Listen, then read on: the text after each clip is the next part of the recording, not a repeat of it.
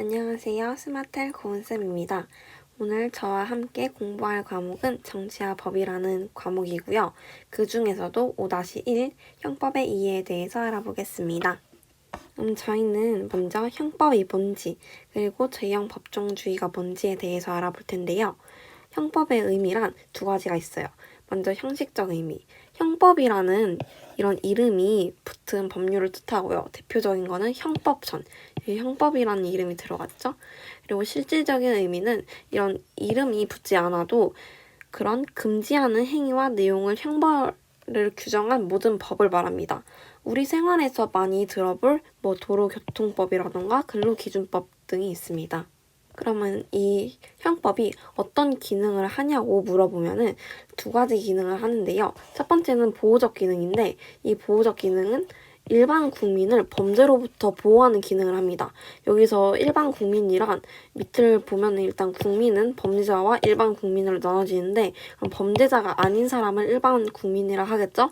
그런 사람들을 범죄로부터 보호하는 기능을 하고 두 번째는 보장적 기능인데 이거는 범죄자도 포함한 국민, 모든 국민을 보호하는데 어디로부터 보호하면은 국가 권력으로부터 보호를 합니다. 이 국가 권력이라고 하면은 형벌권이라는 게 있는데 이게 남용되지 않게 보호하는 그런 보장적 기능이 있습니다. 그리고 이제 형벌을 왜 부과하고 그 효과가 어떤지에 대해서 알아보겠습니다.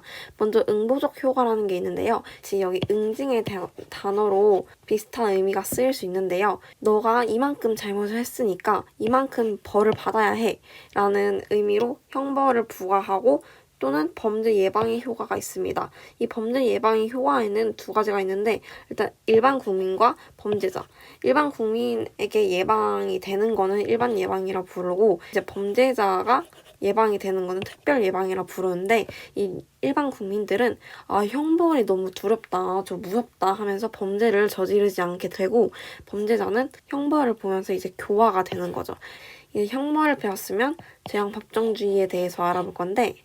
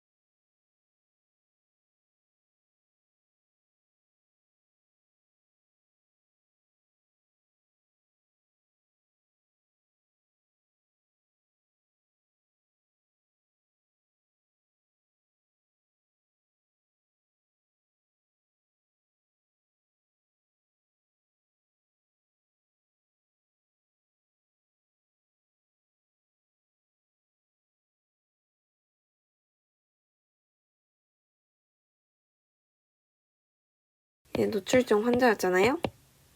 근데 이제 신고를 한 거죠. 그랬는데 이제 가려야 할 곳을 내놓아서 처벌받아야 한다 라는 게 이해가 가시나요? 가려야 할 곳이 도대체 어디죠? 이렇게 모호해서는 안 된다고 법에서는 말하고 있어요. 이제 세 번째, 형벌 불소급의 원칙인데 이제 타임라인을 그려보면은 이때 사건이 일어났어요. 근데 이때는 징역이 2년이었어요. 그래서 2년을 살고 있었는데 사건이 일어나고 나감에 이제 사후입법 법이 바뀌었어요. 3년이라고. 그럼 나는 2년을 살고 있었는데 3년으로 다시 더 살아야 될까요? 그러면 안 된다는 소리예요. 그냥 나는 2년으로 이렇게 살아야 된다는 소리인데 이제 예외가 있는데 하나 옆에 보면은 이제 아까랑 봤던 똑같은 거죠? 이제 예외가 만약에 징역이 2년인데 사후 입법이 1년으로 바뀌었다. 그러면은 나는 1년만 살면 돼요. 이게 바로 예외가 이 행위자한테 유리한 법으로 바뀌었으면은 그건 적용한다는 뜻이고, 만약에 앞서 말한 것처럼 징역이 2년이었는데 3년이면은 그냥 2년, 내가 원래 부과받은 것처럼 그냥 그렇게 살면 된다는 뜻입니다. 유추해석의 금지의 원칙은 앞서 말한 것처럼 명확성이랑 좀 관련이 있는데 법을 해석해서는 안 돼요. 그냥 그거에 나와 있는 대로 해야 해요. 이제 만약에 A 행위에 대한 그런 법률이 없어요. 그러면은 이 행위를 처벌할 수도 없겠죠? 근데 A 행위와 A 다시 법률이 비슷하다고 해서 A 다시에 대한 행위를 규정한 그런 법률을 A 행위에 규정해도 될까요? 그럼 안 된다는 소리예요. 예를 들어서 이제 염소법이라고 있었는데 우리 염소와 양 차이 아나요? 저는 잘 모르는데 이 법에서는 만약에 양에 대한 법률이 있다면 이제 염소에 대해서는 규정하면 안 된다는 거예요. 만약에 뭐 양을 먹으면 뭐 징역 여기라고 해봐요. 그러면 염소를 먹어도 징역일까요? 아니라는 거예요. 왜냐면 염소랑 양은 전혀 다른 동물이니까. 유추해서 이렇게 비슷하더라도 적용시키면 안 된다는 의미고, 이제 비례성의 원칙은 적정성의 원칙과 과잉 금지의 원칙이라고 불리는데, 이제 만약에 내가 500원짜리 펜을 훔쳤어요. 근데 징역 10년이 났어요. 이게 말이 되나요? 너무 내가 저지른 범죄에 비해서 형벌이 과다하죠. 그래서 약한 범죄는 약한 형벌, 강한 범죄는 이제 강한 형벌로 다스려야 된다. 이 비례성의 원칙이라는 것입니다.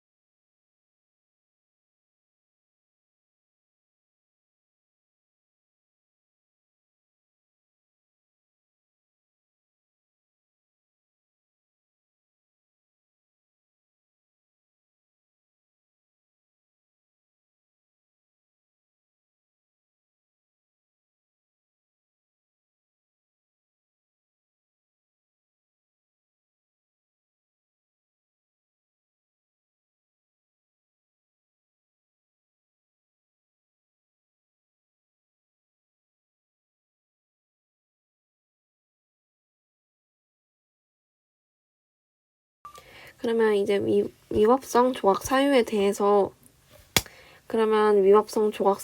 알아봤으니까 이제 책임성 조각 사유에 대해서 위에다가 적어볼게요.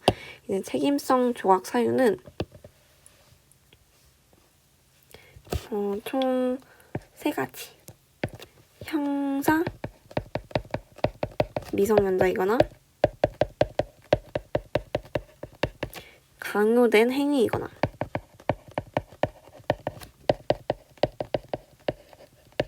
심신,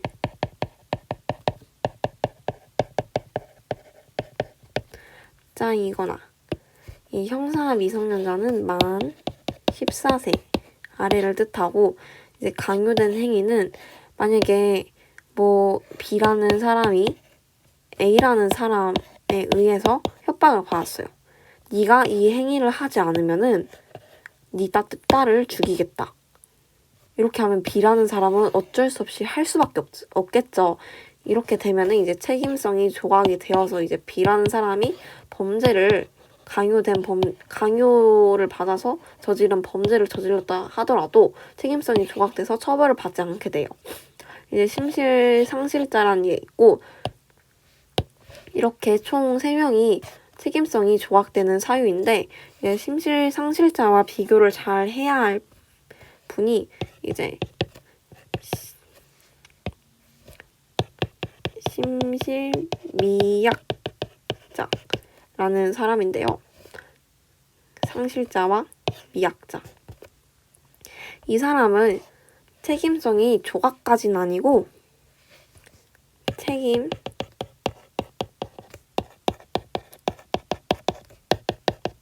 감경 사유로 들어갈 수 있어요. 조각이 되면 이제 범죄가 아예 성립되지 않는데, 이제 책임 감경 사유가 된다면 뭐 형벌을 좀 줄여준다던가 이렇게 되겠죠. 이와 더불어서 심실상실자와 더불어서 농아자라고 불리는 사람인데, 이게 그렇게 좋은 말은 아닌데 의미를 써보자면 말하고 듣는 거를 아예 못하는, 둘 다 가능이 어려운 그런 사람을 뜻하는 거예요. 이런 사람도 이제 책임 강경 사유에 들어간다. 그래서 책임성이 조각된다라는 거를 알아두시면 좋겠습니다. 네, 여기까지가 스마트헬 고은쌤이었고요. 다음 시간에 만나요. 안녕!